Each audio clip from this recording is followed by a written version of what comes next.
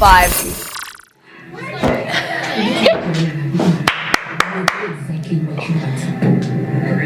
Bitch. Angel and I are over. Oh my god. Okay. Wait. I just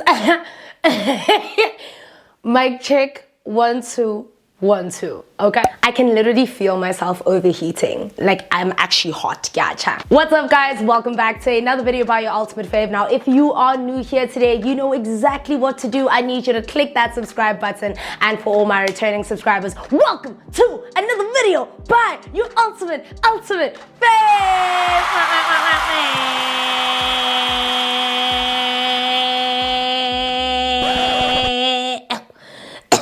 I couldn't hold it that long. My voice is still scratchy. Whew, guys, like I am so hyped. As you can see, I think I'm even sweating. I'm so hyped because my emotions are just all over the place right now. You guys know that I obviously haven't done recaps in so long. And if you haven't watched my previous vlog, you probably should. It'll give you a lot of insight as to why I haven't done recaps. But Real Housewives of Durban just dropped their season finale today. I've had a good chance over the past maybe 7 weeks to watch the remainder of the episodes, and it's been blow after blow after blow after blow, break, blow, okay? And that is why I've got my little black book. And in this little black book, what we have here is a nice little mind map with everyone's names and everyone's beefs, and we're honestly gonna go through this. I just want to give you guys a quick disclaimer. This video is gonna be super long. It might even reach an hour because I want to go through every single thing that I can potentially remember. And I made sure to obviously rewatch some episodes. And if there is a point where there is something that I forget, please, and I urge you, include it in the comments so that we can have a well-rounded conversation, round table right here with Naledi. All I'm saying is this recap is about to be chaotic. And no, not the DJ chaotic. It's about to be chaos. Yes, chaos. Yes, chaos. Let me not make a noise. Oh God, relax. Anyway, woo!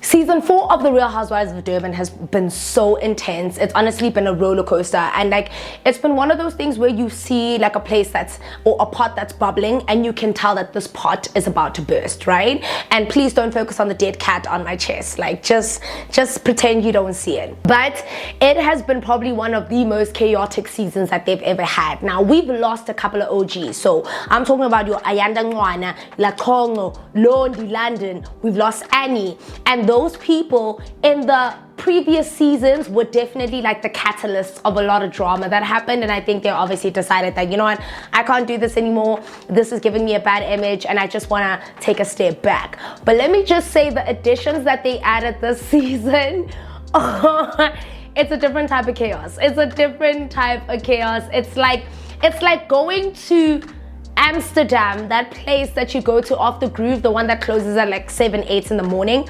It's a different type of chaos. What do they call that place? Tanzania. Yeah, Tanzania. It's like going to that party place. I've never been to it because I'm a peaceful, calm person. But if you're someone who really thrives on things that are that chaotic, then imagine going to Tanzania at like 3 o'clock in the morning, getting to that party venue drunk AF, no place to sit. Apparently it's like just an empty hall, and you leave there at like 8 in the morning. And if you don't know about it, ask Robot Boy. He's been there.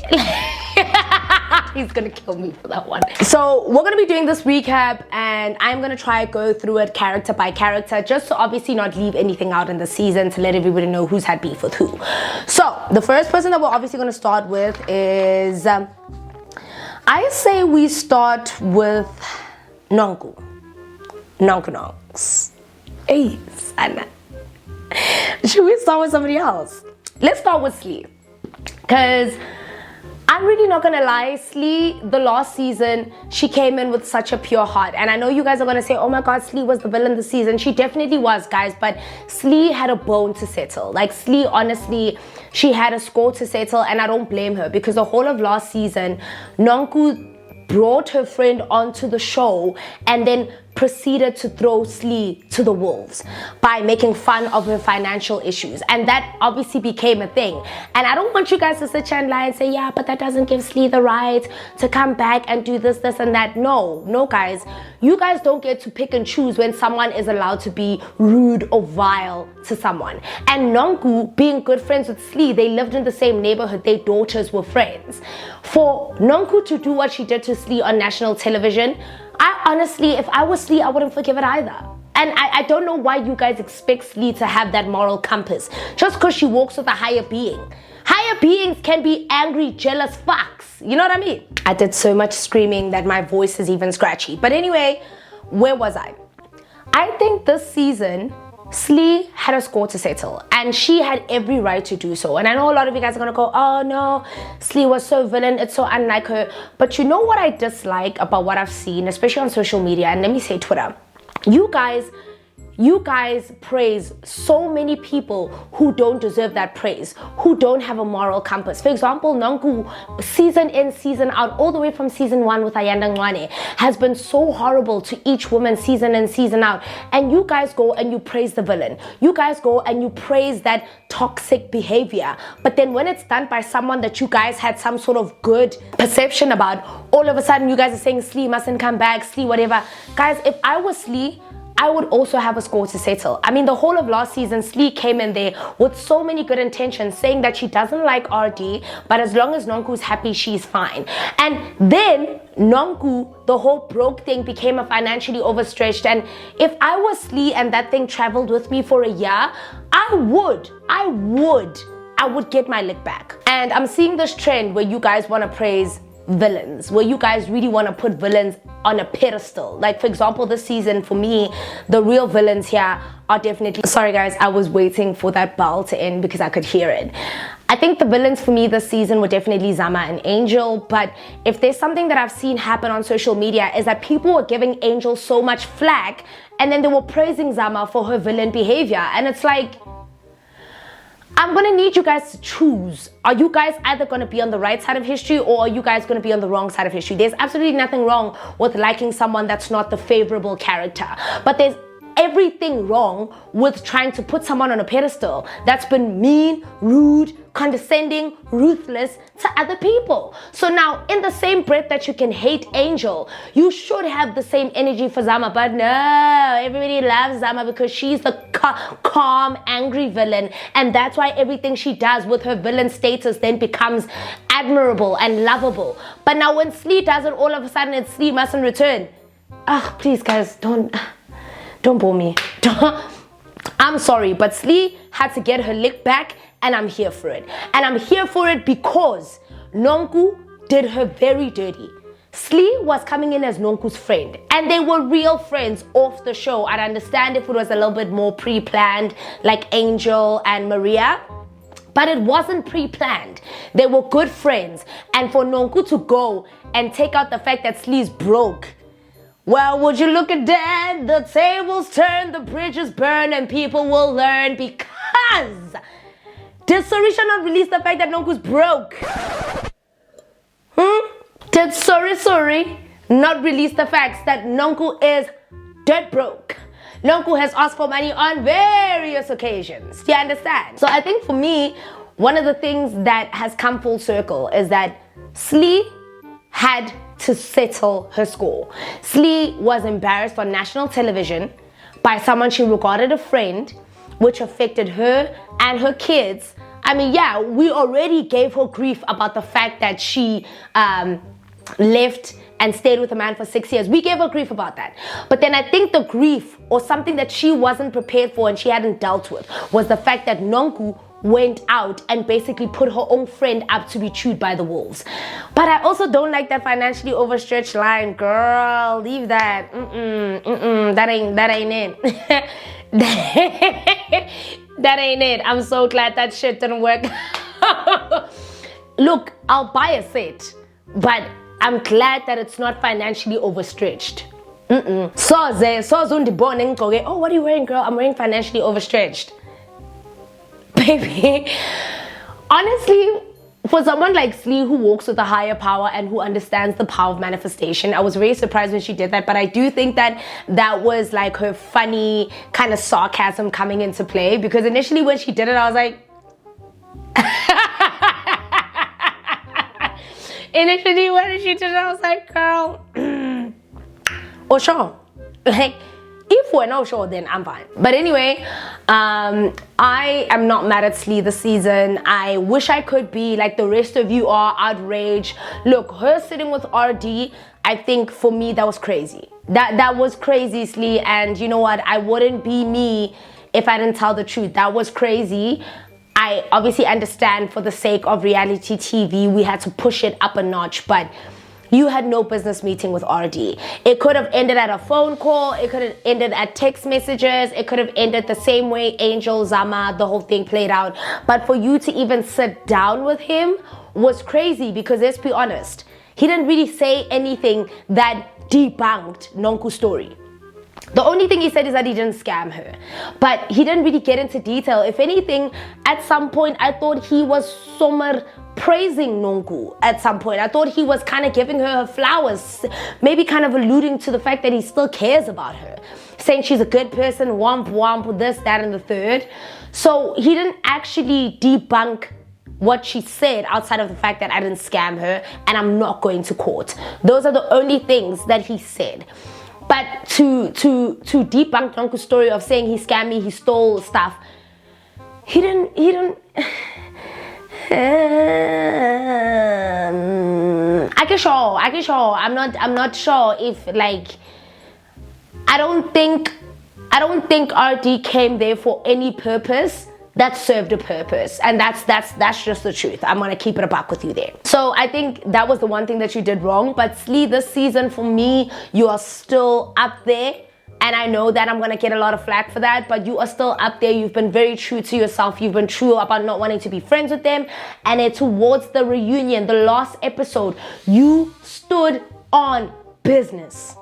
You stood on business. And if there's anything I respect a woman that stands on fucking business. Because if I can say it behind your back, I'm going to say it to your face. Something you need to learn, Maria. Hey, man. Hey, man.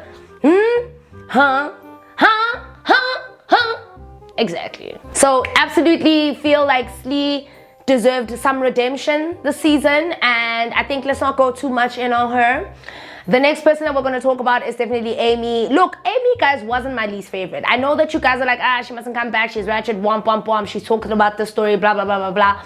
But had it not been for Zama bringing the story onto camera, Amy wouldn't have found herself having to defend herself and talk about this thing all over. Now, I know what you guys are going to say. Oh, yeah, she is rowdy. She is this. She is this. And look, there were moments where I felt like, okay, baby, it's time to let it go. It's time to let it go. But I understood her gripe because of her kids. You know what I mean? And I'm not obviously going to defend her behavior with the glass throwing. I'm not mad at her though. Y'all be safe.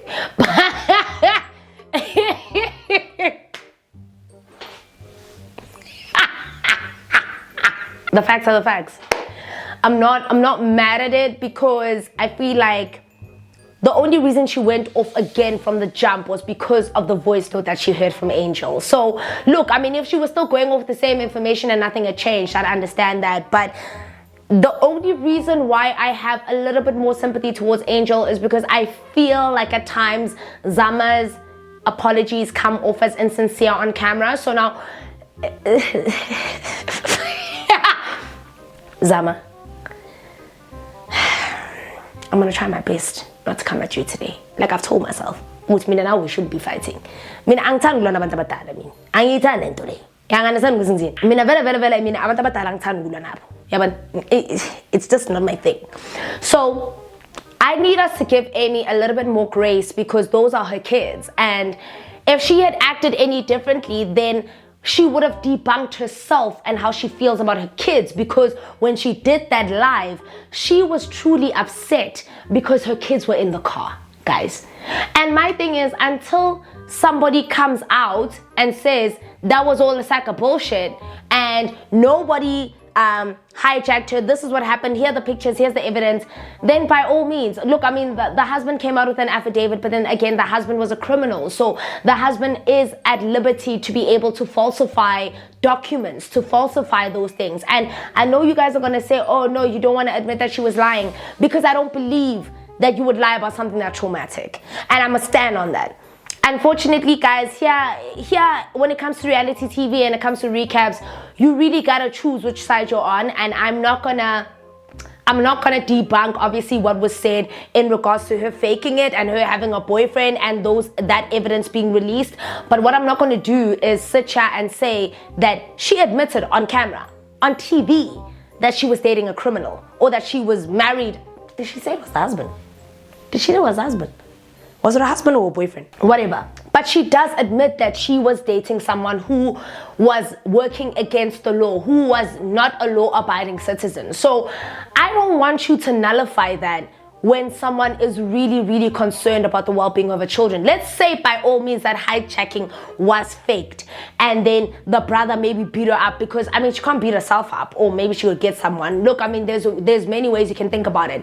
It just shouldn't have been done in the presence of the kids. And for the mere fact that her ex-boyfriend / husband had the nerve to do that, Banabalteng, says a lot about his character and says a lot about how far he's willing to go and how ruthless he is. Ne? Let's go by this theory that it wasn't a hijacking, the brother came to pick up the car. Let's go by that theory. For the ex-husband to do that, for me, was just crazy. That on its own. Yes, fine, boyfriend in a driver koloi, because we saw that shit was shown, right? And if that is true and that is how it played out, then yeah, Amy definitely was not right. And because I'm not from Durban and I don't know the ins and outs, I wouldn't know how true of a rumor that is, right? We don't really know. Look, my Papandava is not the most reliable, but they're also not the most unreliable source. So whoever's telling my Papandava those things is someone who is coming from a source who knows what the ins and outs are. So I really don't blame Amy this season for fighting for her children. I think if anything, she's definitely shown how true to a fault she is about the love that she has for her kids. And honestly, I don't know, man. I rock with that. I rock with that behavior, because I'm just like, what you're not going to do for me, you're not going to talk shit about my dad. There are certain family members I haven't spoken to in years, because you say one word about that man, I swear to God. I swear to God. So I think there's just a certain maybe understanding that I have towards her in regards to that. But yeah, do I feel like something she stretched them out a little bit too much? Yeah, for sure. But I love how true to a fault she is, even with her relationship with Londi. Londi, not Londi London, Londi Mazidwe, the event designer. Now, I appreciate Londi's ability to be able to handle that shit like a boss-ass bitch, because, I mean, Amy was coming at her a bit sideways. She was being a bit too crass. But in both instances, I understand both women, because I can be a bit of both. Like, I can be someone who's going to stand on business. You're not going to embarrass me on national TV. No. That's why I book a flight and I leave. You're not going to embarrass me, Kishebile. You're not going to mock me and humiliate me, Kishebile. And also, Londi, I feel like she was blindsided. I feel like she walked in there not preparing for something like that. And if Amy really wanted to resolve and find amicable whatever, which she stated that she didn't, she wouldn't have come at Londi like that. And Londi's also quiet, timid behavior also had me questioning. Does she feel bad? Is she guilty? Because if she didn't do that shit, she would have said, bitch, yes, I'm not sitting and discussing I'm a posh, type of thing. So I have a feeling that there is a deeper story there that needs to be discussed, but I can appreciate and respect Londi's ability to be able to apologize, because she did. Yes, I remember that. But anyway, let's pass Amy, because I really feel like she is someone I would like to see in the next season. I know you guys are gonna say, why? Because I want to. Because I do TV recaps, and because I have a good relationship with Showmax, bitch. Now say something. I thought so. Anyway, the next person we're gonna need to touch on is Angel. It was a way.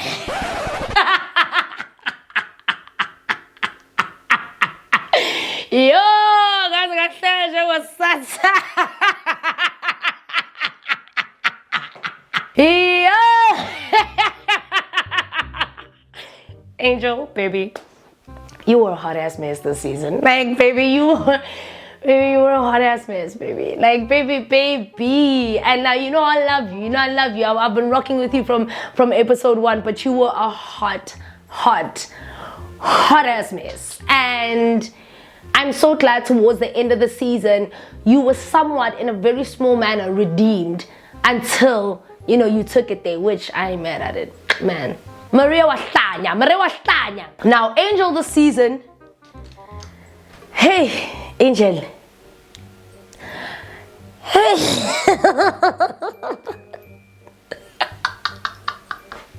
Angel this season came with a lot of controversy, and I watched my feelings for Angel kind of go up and down. I mean, as the baby of the squad and as a young person, as someone that I feel like I share a lot of when you get along with someone because you feel like you guys are the same personality wise, but then I kind of watched myself go, no, Angel, this is wrong. And especially from her personal life was very just up in the air.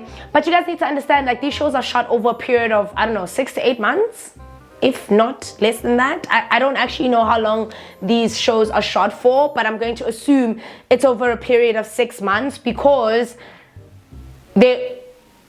I don't know why actually that I assumed that was over. It's a reality show. You can't meet each other, go next week to Namibia. Like, it doesn't work like that. There's relationships that need to be built.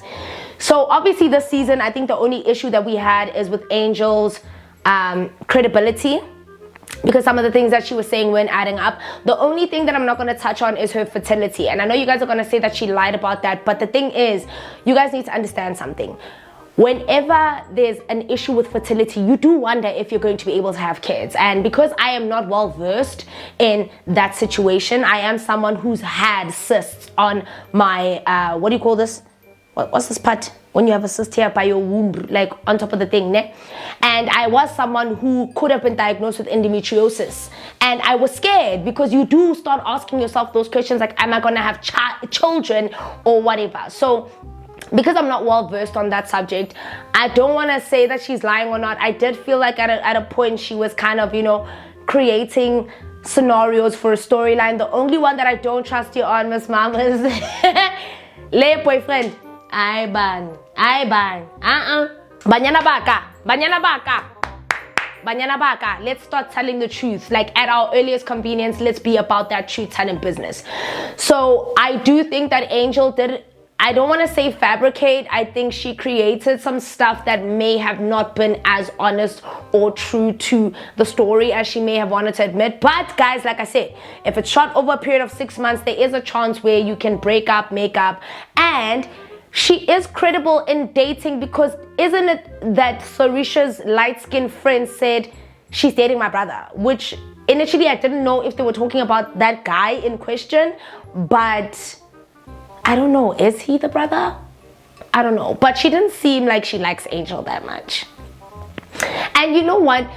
Maybe the reason why I have such a soft spot towards Angel is because her personality and I are very much the same.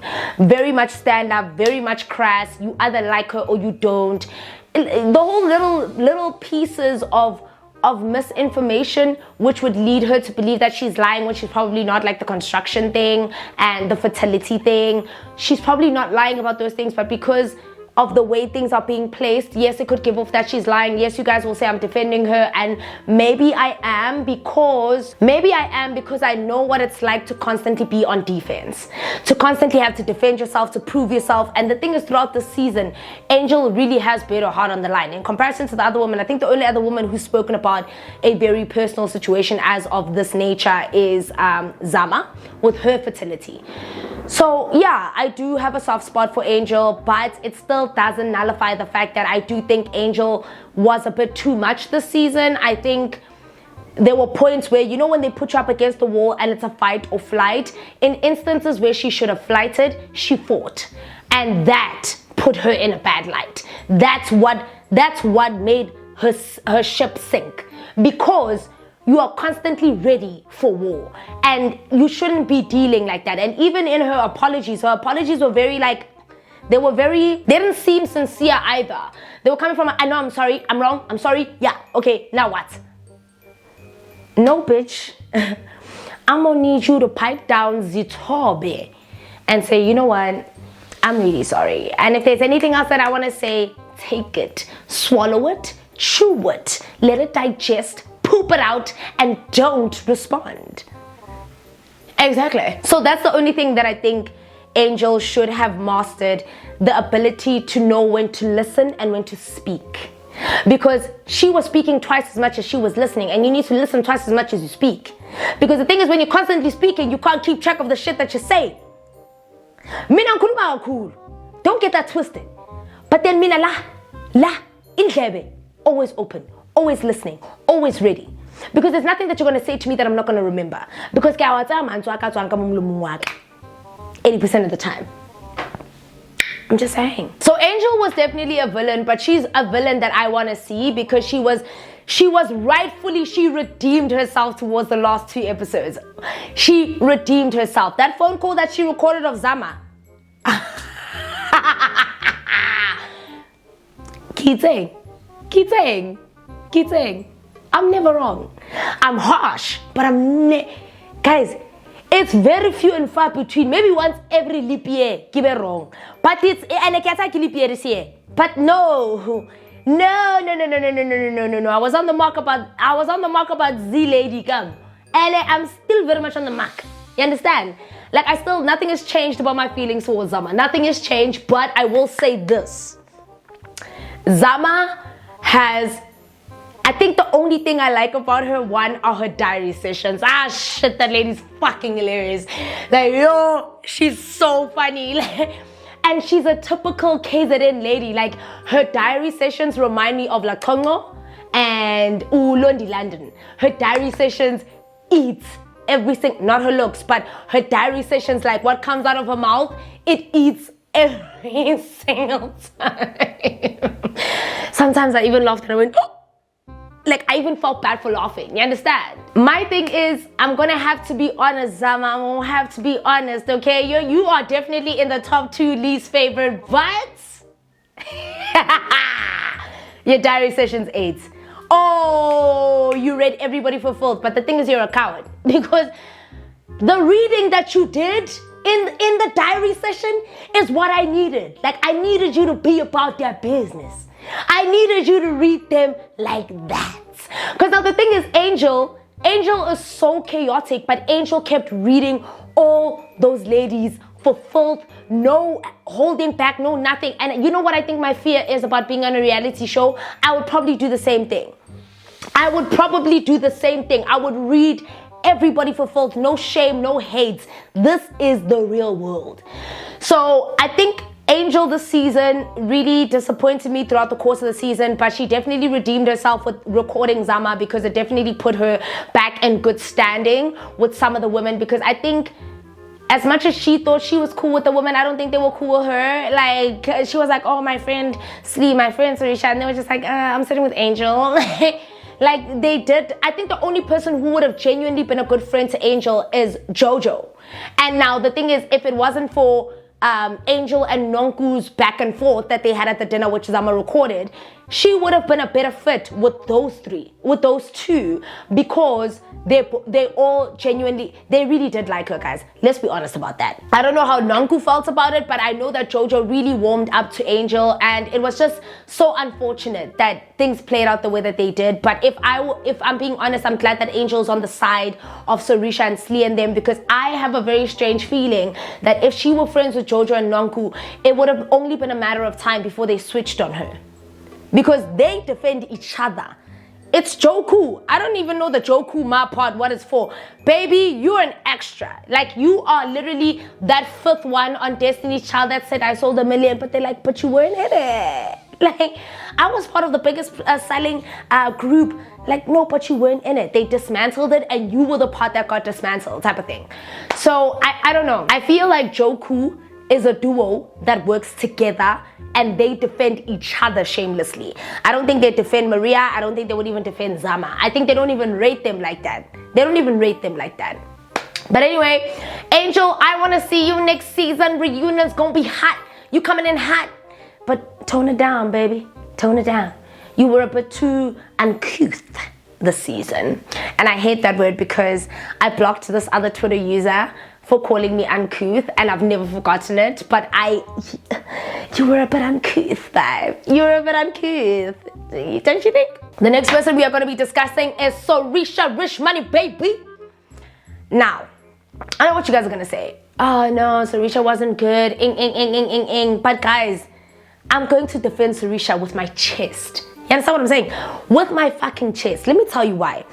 The only reason I will defend Sirisha with my chest is because Sirisha, every single episode without fail, when she was addressing an issue, she didn't raise her voice, she wasn't rude, she wasn't crass. She maybe did it behind your back in a diary session, but she constantly, when she was addressing Maria, when she was addressing Nonku and JoJo, even in the end episode, she doesn't.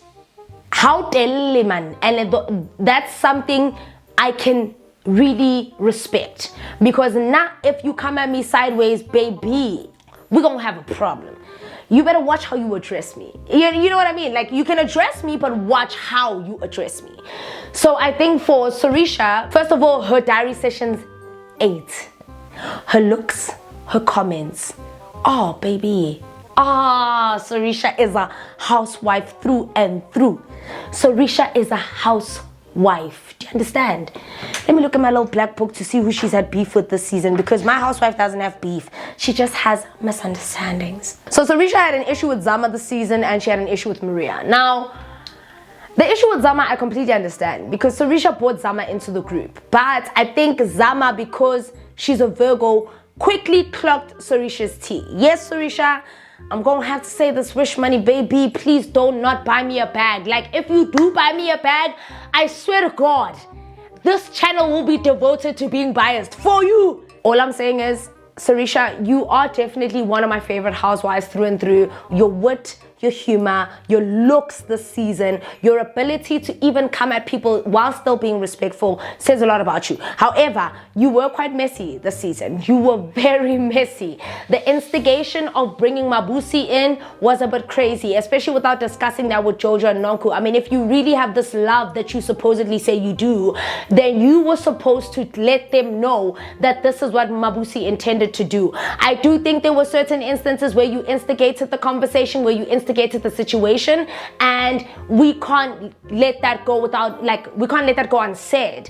However, your poise in conflict makes me like you, and I'm sorry, like, I just can't not. You understand? I just can't not.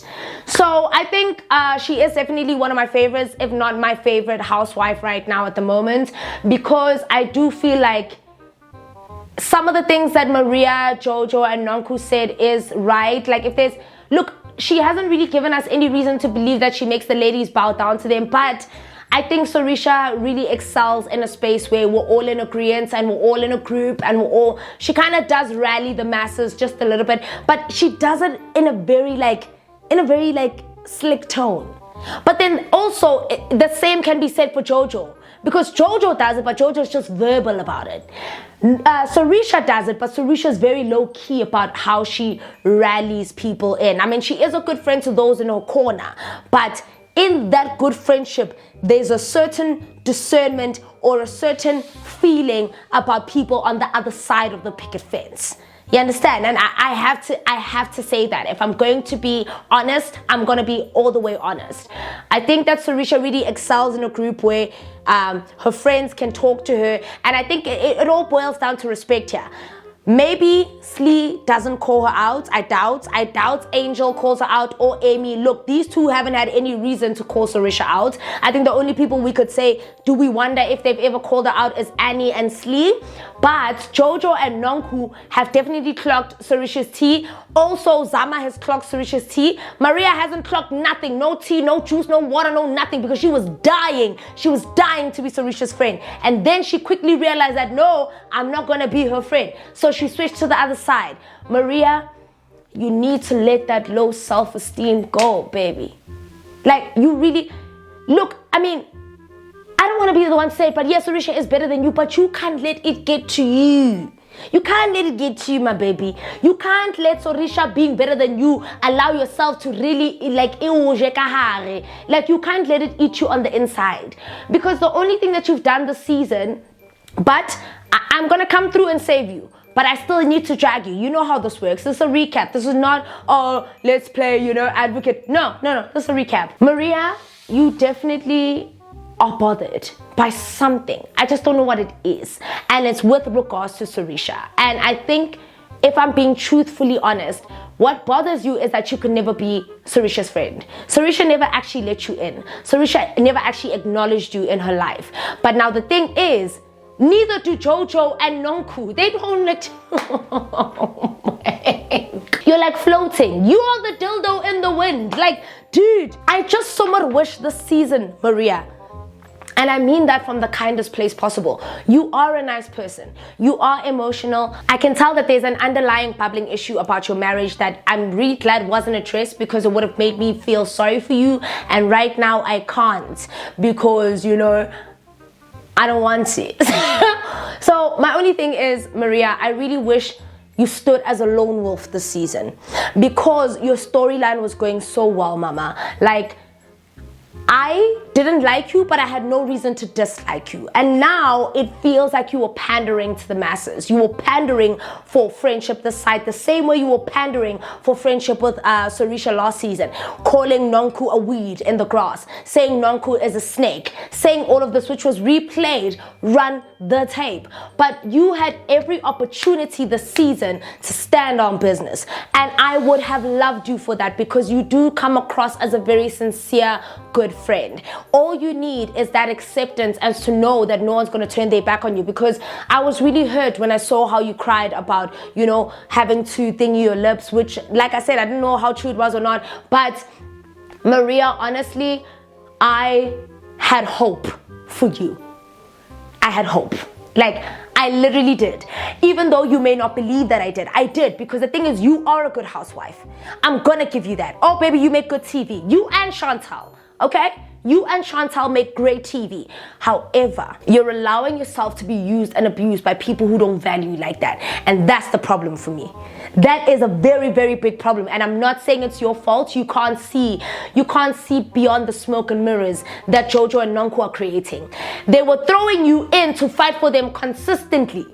I don't think you see it. I don't think you actually see it, but they were doing that to you consistently. Like, every time JoJo and Nunu had to address themselves, you were jumping in, and it literally was not your fight to fight. Even Zama picked it up at some point. But then again, Zama, I really hope after this season you realize that Nunu and JoJo don't actually rate you. Like, they don't even rate you. You're chilling there, you're talking, you're telling us you're being condescending, you're your cousin's waiting to attend. They don't like you. Baby, did you see it? Nunu kept calling you weird in the diary sessions, and you out there just, you okay, Nunks? Oh my God. Nobody likes you. Like, Yabana, the thing about having a lack of intuition because you want to fit in. Stop trying to fit in. Fit out. Be out. Be like Amy. Be out. Stand middle ground. Just be level-headed. Be neutral. Be neutral. Stand for something. You know what I mean? But, guys, if it's this damn dead cat. But I will say this. I really hope my mic is still on. Oh, okay. I will say this. Sirisha, you were a bit messy this season, but I hate to say it, I'm still on your team. However, I do believe that there is an underlying issue regarding Maria, Sirisha, Neil, and Warren that is not being fully disclosed, but we're touching on the surface here. We're touching on the surface, we're scraping the surface. And I just want to say, I'll be very happy if they never bring Neil back again. I can live without Neil. Cut him out. You get it? Okay, so the next person we're going to talk about is definitely JoJo. Joe, this season, you were definitely number 2. I loved you through and through. You showcased so many good elements of yourself, and it made us remember that you are a human before you are JoJo, Calvin's wife who doesn't do anything Robinson. You understand? You really showcased yourself this season. I really fell in love with you, but then towards the end of the season, Joe. The thing about Joe and Sirisha that's very parallel for me is that JoJo is also creating an alliance. Look, I know she loves Nonku through and through. Those two love each other. And JoJo is a good friend. I stand on what I said in the first episode. JoJo is loving and JoJo is very sincere. And the fact that she's an artist makes me believe that everything that I'm saying about JoJo is on the mark. The only thing I don't like, Joe, is that I feel like sometimes you don't take things seriously enough. Like, I didn't like how you mocked Sirisha's spirituality thing, the trip in Namibia. I really didn't like that because I was just like, you know what, Joe, that's not cool. Especially someone for you who's in the creative arts. That wasn't cool. Like, what you did wasn't cool. And for someone that I really thought showcased this very sincere aspect of herself this season, I was just like, why would you mock her spirituality like that? Imagine if we had to mock the fact that you don't want to sell paintings. You just paint to give to the poor. Of course, that's tone deaf. Of course, you're painting to give to the poor. You're rich. And you remind us that every single episode, we saw it from the kitchen to the bathroom, to the guest bathroom, to the higher up room, to the cinema, to, you know, the kung fu box, to the pool, to the garden, to the never-ending other garden that you didn't show us, but you're still building because we'll see it in season 5. All I'm saying is that was a bit tone deaf on your part. And if someone had to do that to you, I don't think you'd enjoy that. You know what I mean? So I didn't like that, Joe. And I really hope you take what I'm saying and realize that because I like you, I have nothing bad to say about you. Like, for the first time in a long time, I have nothing bad to say about you, Joe. Because this season, oh baby, you were a housewife. Oh baby, you were the wife of the house. Oh baby, when they said Real Housewives of Durban franchise, they said JoJo, Sirisha, and... So keep at it. Keep up the good work. I honestly have no beef with you at this point, but I do appreciate your ability to be able to accept Mabusi's apology. I think that was very big of you, and also acknowledging that, you know what, there were certain things that you said in podcasts and conversations. Just keep being you. This season 4, Joe, I absolutely adore. Let's move on to Nonku.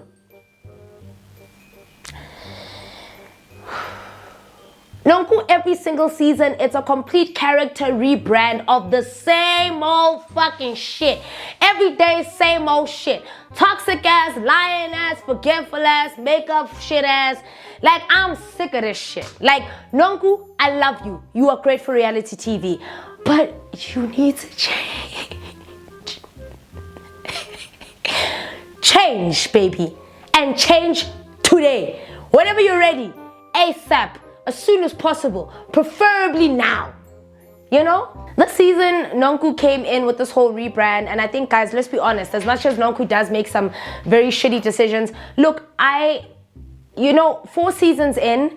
And because Nonku's character has been so lovable on TV, it's so easy for us to forget how cruel she was to people like Ayanda Ngwane, to people like Slee. And that was her friend. How cruel she was to Ayanda, how ruthless she was. Even though, yes, it might have been a story and a plot, her and her mom, guys. And the thing is, every single season when it plays out, someone will be out there reminding us that, guys, we have sanitized Nonku's image for so fucking long that we keep forgetting how cruel Nonku actually is. And the thing about Christians and cruelty, the thing about oh mama, oh hamba isonto and cruelty, it's just so unfathomable that we've made Nonku this lovable character when she's been cruel every single season through and through. I don't know, it's just me. Is it me? Is it me? Am I the drama? Yeah, I know I am. And even this season, guys, the things that she says about Zama. I don't know at which point Nonku's demeanor towards Zama changed. I know it did change at some point, but at which point, I can't tell you. Because she started calling Zama weird just because they bumped into each other on a fucking strolling thing in Namibia. On a what do you call that thing? A Segway. Saying, this weird girl. Look, I mean, I get it. Nonku was accountable in certain situations, like trying to call Zama out for what she said about Amy, and Zama completely refusing to be accountable for that. I think that's from that point, Nonku's opinion of Zama really changed, and rightfully so, because I think all the women were set aback by the fact that Zama felt like, okay, yeah, but it's out in the blogs, I didn't say it, but sorry anyway, sorry, yeah, if that's how you feel, sorry, you know? There was no sense of remorse or no sense of empathy and sympathy. I never really know how to use the two. So decide which one I'm using. Comment down below and tell me which one I'm referring to. There was no sense of empathy towards Amy's situation, even though she definitely wasn't the one that put the story out to light. Amy should have known by coming onto the show that this was going to be a storyline. But I think Zama throwing it out there and then not being accountable until having to be told by not one, by not two, by three women that, dude, come on, like, just be sorry and let's move past it. I think it wasn't the fact that she wasn't accountable. It was her tone. It was her demeanor. It was her, I'm sorry if it hurt you, but I'm not sorry that I said it. And I'm not sorry about your feelings, but I'm sorry if you heard about it. And I just honestly wish Zama this season towards the end could have just like, I don't know why, but I had hoped that Zama was going to, like, she was going to come out the fire and the ashes like a phoenix. Yes, surprisingly, even after all the shit that she said about me on Twitter, yeah, so I was really hoping for a phoenix in the ashes. I was hoping for you to have this sense of what's this word? Self-actualization, where you realize that, oh my God, I'm not this person. But you are! You're a meanie, and that's just what it is. Look, I've got a friend who's a meanie. I've got a friend of mine who's such a meanie, but his soul is so good. Like, I have friends who are meanies, but their souls are pure. And I don't know if they're meanies because they had to protect themselves from a lot of things. And Sino Zama, really? Really? Really? Becky Charles. Becky Kale. I can say today I unravel there by the TL, and I don't want that for you. You need to step into your celebrity status ASAP. So anyway, I think if Zama had just had that self-actualization and just actually pulled Amy aside and said, you know what, I know that this is about your kids, and as much as I said the things that I said, I didn't realize. I understand, because you wanted kids, Zama, and you're having an issue with having children, so I would have expected you to understand why she was so tense about that. But you did apologize twice, and Amy should have let it go, of which I'm not sure if she actually did at some point. The show started boring me, but after that voice note, you were supposed to just say, it was before, I am so sorry, I didn't know you then, but I know better now. Like, just fake it, bitch. Try. Like, when I every day,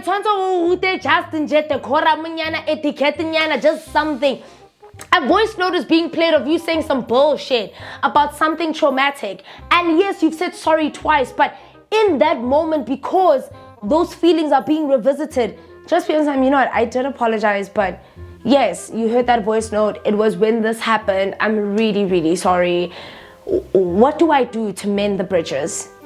Like, I am sorry for bringing your children into this. And I know that it affects your children. Because Maria, when I Mrs. sit on Neil's dick, you were so touched on some, what about my children? And if Amy had the maturity to say it was not about your children and I'm sorry, then I honestly believe, I think it's not even Zama not being accountable. It's just her demeanor, man. I think people were just picking up the fact that she's very stone cold, like Stone Cold Steve Austin. Like, even in the Joku Mark group, she doesn't fit for me. She's just a very odd piece in the puzzle. And that's because the women in the Joku Mark group are very vibrant and giggly and funny and come across as earnest, but they're like Regina George, mean girls, but they're just bubbly and they're happy. So I feel like Zama's energy really kind of brings them down. Like, I feel like it just doesn't align with what they're doing. So I personally, I don't know. I don't know if Zama is a good fit for the Real Housewives, and I don't mean that in the sense that her diary sessions eat. I can't wait to see her reunion. She better not ditch for a cousin's birthday or funeral.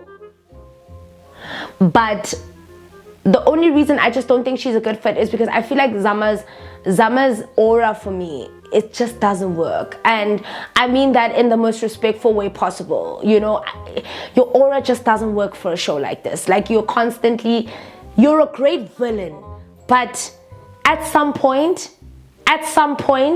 you're going to need to have to try to act like you want to be here. But I love Zama's honesty. I love her cutthroat honesty. I love her diary sessions, and that's why I'm hoping at the reunion she comes with a different feel and a different perspective. You know? Who else am I missing?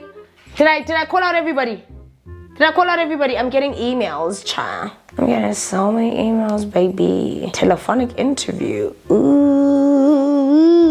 Cool. Angel and Slee, Zama. Slee, obviously, Amy, Annie. I don't know what Annie's role was this season. Like, boring. But you know what I dislike about Annie? And it's not a complete hatred towards her. It's just a dislike. Annie seems so nice to me, but is also so condescending that I can't fathom it. Like, I just can't understand it. For someone who was so bubbly and whatever in her diary sessions, but I think because Annie already has the tea from behind the scenes from Queen Sirisha, she already has the tea on how these ladies are, and she's probably trying to gauge if she wants to come back next season or not. I think Annie, sometimes her diary sessions don't come off as slap bam wham bam thank you ma'am, like I'm that housewife. They come off as you're a mean girl, and I just wish she would look at that. Like, I don't know if they're being edited in a way to make her seem like a mean girl, but I just don't like how they come off, because they do come off from a mean girl perspective, and I absolutely hate that for Annie. I hate it for you, babe, because I did miss you and love the weight loss, love how you look. Look, you do look a little bit sadder this season, but love it for you, okay? But I don't know, girl. You didn't really say anything out of the ordinary, but because I've known you for 3 seasons, I can just tell when you're being sassy and when you're being downright mean. Yes, I spend all my time watching you. I know. And then last but not least, Maria. Did I mention Maria? Did I? Maria, baby, you have got to change. Maria, baby, next season. And the thing is, I feel like I need to say this to you. Next season, baby, I need you to stand on your own 2 feet. Stand, mama. What you did this season, there were so many things that you did that I thought you had no business doing, because you would have saved yourself from so much conflict. But because you're such a diehard and you're looking for that affirmation and you're looking for that friendship and you are literally selling your soul for it, it's not fair to you, babe. You're ruining it. You're ruining the fun for the next man. All I'm saying is, yes, JoJo and Nunu are definitely the group of friends that would stick beside you. But the question is, do they want to, baby? Do they want to? Do they even want you as a part of the group? Do you understand what I'm saying? Do you get what I'm saying? Because the thing is now, this last episode where you called people bitches, girl, we all know you can't fight. Put down that chair. Girl, stop. Girl, everybody knows fighters. But nah, you charge forward. You don't charge back and start jumping in the bodyguard's arms and start screaming and start pulling. Like, okay. You also do that, like, you love to act like you can, but deep down we know you can't. So please don't do it. Like, I'm begging you, because it's just cringe to watch you pretend to fight. It's cringe. And for someone who did fight a lot, it's even more cringe. It's like, ooh, damn, double cringe. Like, double cringe. You understand? So, Maria, I think next season, look, I do want to see you next season. I will say that. I do want to see you. I want to know what's going on in your marriage. You look like you're suffering, and they saw you on a date. I don't know if you saw the blogs, but they caught you out there with some ass man. So next season, I'm gonna need to see that man on there. I need to hear that you're divorced and you're dating, babe, okay? And I need to hear you find love, because you deserve it, Maria. You deserve it. What the women did, all of them is bitches and hoes and FAVES. The fact that none of the women actually gave you a chance. That much I'm gonna have to give to you. I'm gonna have to give it to you. You had to constantly have to put yourself on the line, prove yourself to be friends with these women, and that's not fair. That's not fair. But also stop changing the guys. You did Ruan dirty, then you brought in Neil to fight your battles. And honestly, don't bring Neil anymore, because Neil is actually gonna put you in the firing line. The fact that Neil was slut shaming someone on national TV also makes you look like a shitty person, because I know that you say some bullshit about people off camera, but now you were already saying bullshit about people on camera. But now it only makes me wonder, what is some of the shit that you're saying off camera? Like, you sound like you've got a foul mouth because you're chilling with people who have foul mouths, and you're better than that. And I mean that respectfully. You are better than that, Maria. And yeah, you're probably gonna hate me and drag me on Twitter as well for this, and it'll be perfectly fine. But like, I'm just saying, Maria, baby, I need you to be mindful of the things that you say. Not, like, just in general, dude, because you seem like you're a nice person, but you've got venom in your tongue, and that venom is going to cost you your bridges. Might even cost you your role on Real Housewives of Durban. It'll be great for TV, but the only thing that it's gonna build this illusion that you're a mean person, and you're not.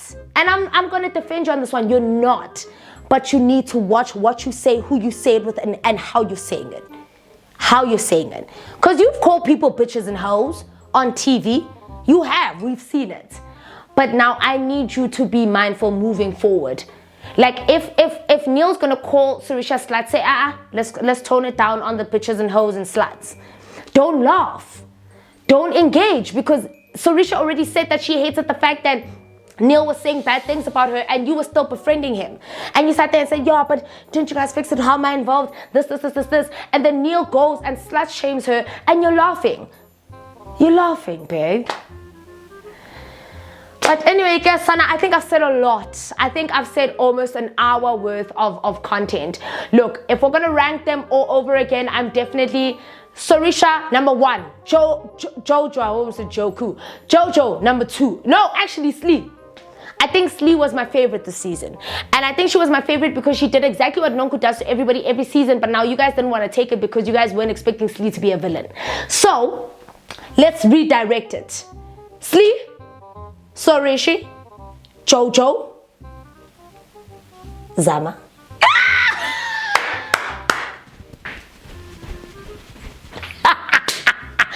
No, fuck with Zama. I'm not gonna lie. She's good TV. Slee, Sirisha, JoJo, Zama, Nonku, Angel, Maria, Amy.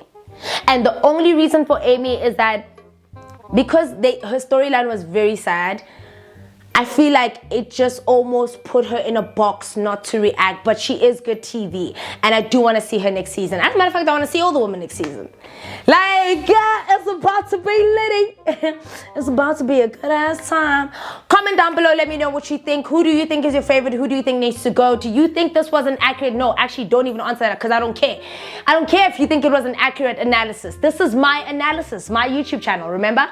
But comment down below and let me know what you think of the Real Housewives of Durban Season 4. Are you excited about the reunion? Is Mallela going to give us a solid reunion? Let me know what you think. But until then, your ultimate fave is signing out. And she's now going to focus on the Mommy Club.